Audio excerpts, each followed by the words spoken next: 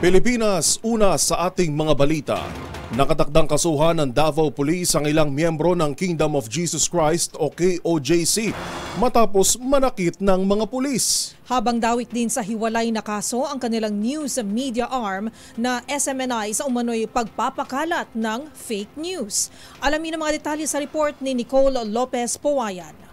Kakasuhan ng Police Regional Office 11 sa Davao ang ilang miyembro ng Kingdom of Jesus Christ dahil sa pananakit at ang news arm ng KOJC na SMNI News Channel.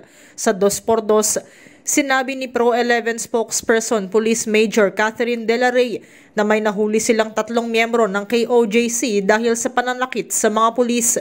Pagdetalye ni De La Rey, 6 nilang kasamahan ang nasaktan dahil sa mga ginagawa ng mga miyembro ng KOJC. Hinampas po yan, hinampas po na ang CBM contingent. CBM contingent po yan, 6 na nasugatan, pinaghahampas po. Ano pong gamit nila? KOJC members po. Mga kahoy din po at bakal po. Simula noong weekend, may standoff ang mga tauhan ng KOJC at ang kapulisan na magsisilbi ng arrest warrant laban sa religious leader at puganteng si Pastor Apollo Quiboloy.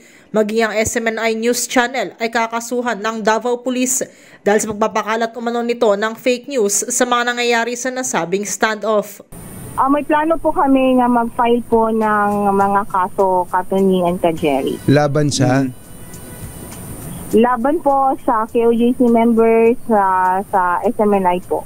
Oh, for propagating fake news, ganun ba? Po, because they're creating chaos and panic po.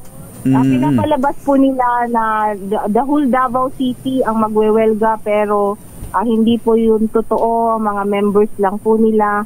Tiwala naman ang mga kapulisan sa lugar na hindi pa nakalalabas ng kanyang compound si Quiboloy kaya't pinalibutan na ito ng mga otoridad sa Davao City.